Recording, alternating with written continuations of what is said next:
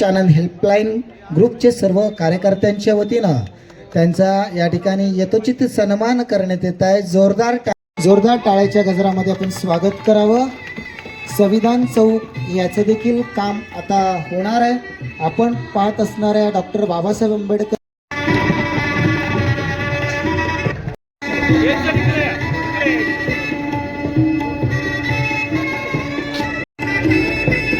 नाही झालंय। आदरणीय परशुराम वाडेकर साहेब यांचा नागरी सत्कार खडकीकरांच्या वतीने या ठिकाणी केला जात आहे। या कार्यक्रमाला उपस्थित खडकी कॅन्टोन्मेंट बोर्डाचे माजी उपाध्यक्ष आमचे मार्गदर्शक रोहिदासजी गायकवाड साहेब, खडकी कॅन्टोन्मेंट बोर्डाच्या प्रथम महिला उपाध्यक्षा आमच्या भगिनी कार्तिकीताई हिवरकर, कॅन्टोन्मेंट बोर्डाच्या माजी सदस्य आदरणीय पूजा मनीष आनंदजी, अविनाशजी कदम, प्रवीणजी गायकवाड, उपस्थित सर्वच मान्यवर आणि समस्त खडकीकर, प्रथमतः मी वाडेकर साहेबांना आपल्या भावी राजकीय कारकिर्दीच्या मनापासून शुभेच्छा देतो की आपण एका मोठ्या पुणे शहराच्या संविधानिक पदावर विराजमान झालात। त्याच्यामुळे आम्हाला खडकीकरांनाच खरोखर मनापासून अभिमान वाटतोय।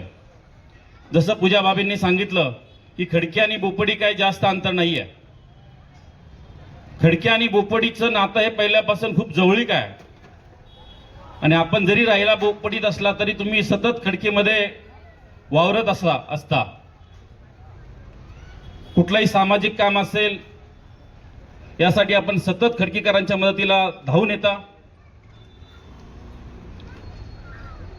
उपमहापौर पद हे फक्त पद नाहीये, ती एक मोठी जबाबदारी आहे।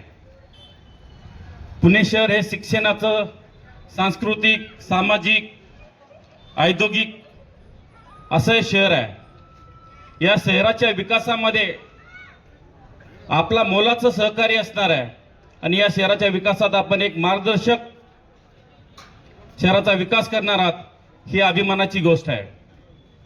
वाडेकर साहेबांचा परिचय सगळ्यांनाच आहे, करून द्यायची जास्त आवश्यकता नाही आहे, कारण खडकीकर त्यांना चांगल्या प्रकारे जाणतात। एक चळवळीचा कार्यकर्ता, महाराष्ट्रामध्ये आंबेडकरी चळवळीचा एक कणखर कार्यकर्ता जर कोण असेल तर परशुराम वाडेकर हे नाव समोर येतं आणि हे नाव तुम्हाला देखील माहिती आहे। यांना हे पद जे मिळालंय हे पद असंच मिळालेलं नाही आहे। वाडेकर साहेबांना मी खूप वर्षापासून ओळखतो। त्यांनी महानगरपालिकेवर असंख्य मोर्चे यापूर्वी काढलेले आहेत। ते त्यांच्या वैयक्तिक कामासाठी नाही तर या समाजाच्या कामासाठी केलेले आहेत।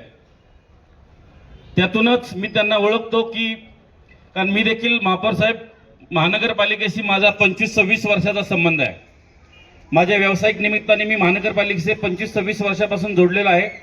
त्यावेळेस मला वाडेकर साहेबांची त्या ठिकाणी ओळख झाली की अरे हा कार्यकर्ता कोण आहे, सारखाच निळे मफलर आणि कार्यकर्ते आणि मनपाच्या गेटवर मनपाचं गेट बंद करा, महापौरांच्या दालनात जावा, आयुक्त साहेबांच्या दालनात जावा, असा कार्यकर्ता कोण आहे।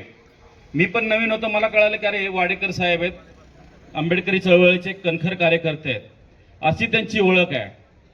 त्यामुळे त्यांचं हे पद, त्यांनी केलेल्या आतापर्यंत जबाबदाऱ्या, सांभाळलेल्या जबाबदाऱ्या, केलेलं काम, समाजोपयोगी केलेला विकास, प्रत्येक गोष्टीच्या समाजाच्या प्रत्येक गोष्टीसाठी धावून जाणं, त्यांच्या ह्या कामाचं फळ त्यांना आता या उपमहापौर पदाने मिळालेलं आहे। महाराष्ट्रात मगाशी सांगितलं की महाराष्ट्रामध्ये एक विक्रम झालेला आहे की दोघा नवरा बायकोंना उपमहापौर पद हे कधीच मिळालेलं नाही आहे। आपल्या पुणे शहरामध्ये एक विक्रम केलेला आहे की सुनीता वाडेकर मॅडमला देखील या पूर्वीच्या टर्ममध्ये उपमहापौर पद मिळालं आणि आता देखील परशुराम वाडेकर साहेबांना या ठिकाणी उपमहापौर पद मिळालं। ते फक्त त्यांच्या कर्तृत्वाचं आहे, ते तुमचं आमचं नाही आहे। त्यांनी जे समाजाप्रती जे काम केलं त्या कामाची पावती त्यांना त्या ठिकाणी देण्यात आलेली आहे। यात नक्कीच आपणा सर्वांचे आशीर्वाद या ठिकाणी त्यांच्या पाठीशी असल्यामुळेच हे त्यांना शक्य झालेलं आहे। मगाशी अभय सावंत साहेबांनी सांगितलं वाडेकर साहेब की डॉक्टर बाबासाहेब आंबेडकर मार्ग जो बोपडीमधून येरवड्याला जातो त्या मार्गाच्या रुंदीकरणासाठी देखील महानगरपालिकेने 30 कोटी रुपयाचा निधी गेल्या आर्थिक बजेटमध्ये मंजूर केलेला आहे. तर कारण त्याचं आपलं प्लॅनिंग सुद्धा पूर्ण झालेलं आहे. फक्त टेंडर 5 मिनिटात ते हे कचरकुंडीत जातो, ते त्याला विल्हेवाट लावायलाही लय त्रास होतो. त्यामुळं खाऊ द्या मला म्हणजे मी नंतर खाईल तरी काय. पण एक गुच्छ हा सन्मान आहे. पण मी बोललो एवढे गुच्छ झाले मला आता सध्या 1 लाख रुपयाच्या पुढं गुच्छ झाला असेल. आणि हा तर तेवढे मला कुणी वह्या दिले असते किंवा वस्तुरूपी दिलं असतं तर मी कोणाला तरी पुढं देऊ शकलो असतो. तरीसुद्धा लोकांचा प्रेम आहे ते मी सन्मानपूर्वक सगळ्यांचे सत्कार मी जिथं असेल तिथं स्वीकारले. घरी आहे, ऑफिस आहे, माझं कार्यालय आहे. पण खूप लोकांचं एक हे आहे की नाही दापोडीमध्ये आमच्याकडं सत्कारालय आहे, आम्ही तिथंही नाही गेलो. बोपडीत अजून आमच्या प्रभागात अजून कुठलाही सत्कार अजून स्वीकारलेला नाही आहे. पुण्यामध्ये खूप लोक आहेत की नाही आमच्याकडे या. जिल्ह्यामध्ये आहे, सगळीकडे आहे. एक चळवळीतला कार्यकर्ता म्हणून या पदावर जेव्हा माझी नेमणूक झाली त्यावेळेस मला सबंध महाराष्ट्रातून फोन आले. म्हणजे फक्त पुण्यातून नाही तर नागपूर, विदर्भ, मराठवाडा, सोलापूर, सांगली, सातारा, अक्कलकोट, उमरगा तालुकापासून तर कोकणातून सगळ्या महाराष्ट्रातून एवढे फोन आले मला अभिनंदनाचे की पुण्यातले कमी आले, महाराष्ट्रातल्या बाहेरचे जास्त आहे. मी यावेळेस विचार करत होतो की एवढे फोन बाहेरचे माझ्यासाठी आले. त्यावेळेस माझ्या लक्षात आलं की आपण अनेक वर्ष आंबेडकरी चळवळीचं काम करतो. त्यावेळेस एखाद्या मोठ्या पोस्टवर चळवळीतला कार्यकर्ता जातो त्यावेळेस खूप आनंद सगळ्या कार्यकर्त्याला होत असतो नाही का. आणि मला या निमित्ताने नक्की वाटत असतं की खूप प्रयत्न आमचा कार्यकर्ता करत असतो, संघर्ष करत असतो. जुन्या कार्यकर्त्यांनी खूप मोर्चे काढले माझ्याबरोबर, खूप संघर्ष केलेला आहे. खरं म्हणजे या पदाच्या लायकीचे सगळे लोक आहेत. कॉर्पोरेटर होऊ शकतात, आमदार होऊ शकतात. खूप कष्टा घातलेल्या आहेत. 1, 2, 3 पिढ्या तर उद्ध्वस्त झाल्या या सगळ्या कार्यकर्त्याच्या. एक माझ्यासारख्या कार्यकर्त्याला त्यातून संधी मिळाली. त्यामुळं अनेक कार्यकर्त्याला आनंद झालेला आहे. ज्या आंबेडकरी चळवळीमध्ये काम करतो माझ्या 3-4 पिढ्या या कार्यकर्त्यांनी या सगळ्या राजकीय जीवनामध्ये संघर्षामध्ये घालवले. आज ते फार उद्ध्वस्त झालेले आहेत या सगळ्या आंदोलनामध्ये. आज त्यांची घरची परिस्थिती देखील वाईट आहे. खूप त्यांनी काम केलंय. फक्त आर्थिक परिस्थिती त्यांची बिकट असल्यामुळे ही माणसं त्या पदापर्यंत पोहोचू शकली नाही. नगरसेवक होऊ शकले नाही, आमदार होऊ शकले नाही. नाहीतर आमचा एक कार्यकर्ता हा लाख मोलाचा आहे.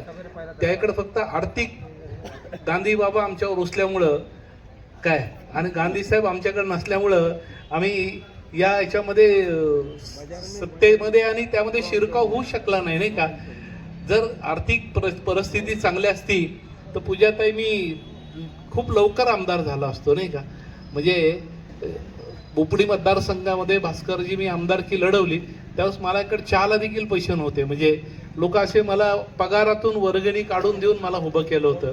आणि उभं केल्यानंतर मी माझे विमान चिन्ह होतं. हां मला आजही रमेश कांबळे साहेबाची आठवण होते नाही का, मामाची आठवण होते की ते असते तर त्यांनी फार खडकी डोक्यावर घेतली असती नाही का.